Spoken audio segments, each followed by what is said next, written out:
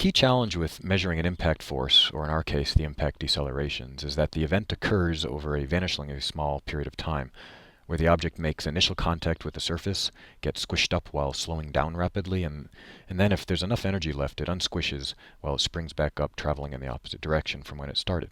So a lot is happening during the very short duration of an impact. The red line here shows a representative acceleration data set plotted over time from two impacts. Notice the two narrow spikes in the data. Consider this as the actual acceleration data. In reality, we can't see all of this data because our sensor is only capable of reading the acceleration every so often. In this project, our electronics can only make a measurement about every 0.06 seconds, or 60 milliseconds. Our true acceleration, therefore, which is a continuous function, meaning that it exists at all times, can only be represented as a sampled data set, where we take samples every 60 milliseconds, shown here by the blue dots. So our system samples this acceleration at 60 millisecond intervals and gives us the values only at these instants in time. If we construct a graph from our sampled data, we'll see that the blue plot on the bottom, constructed from only our sampled data points, will look a little bit different than what we had seen in our true data set in red up at the top.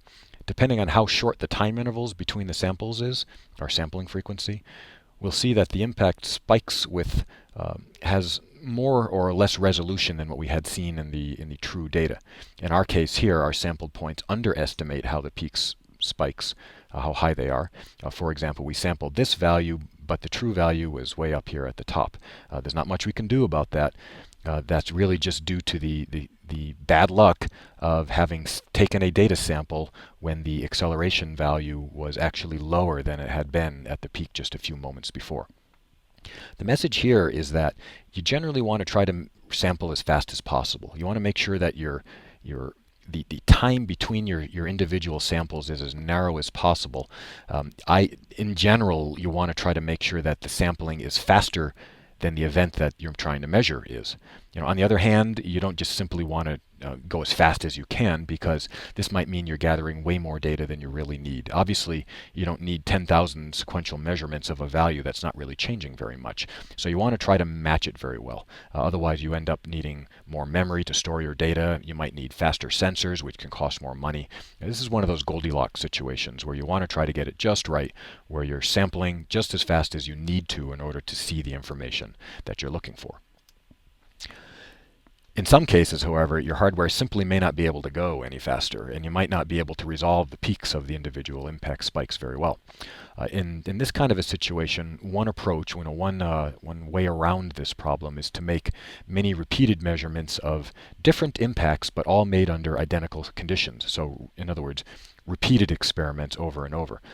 And you're going to look at all of the peaks and select the highest peak from all of your repeated measurements.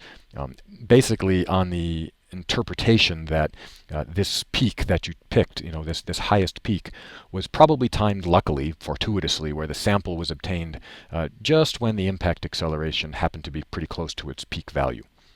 This is the method that we use when constructing the data from this graph, which shows on the left-hand side 10 impacts made with a helmet on the head, followed by 10 impacts without a helmet on the head. We picked the highest peak from each of these two data sets, circled here in blue, and we report these as being our maximum accelerations. They happen to be taken right when the accelerations were pretty close to their maximum value.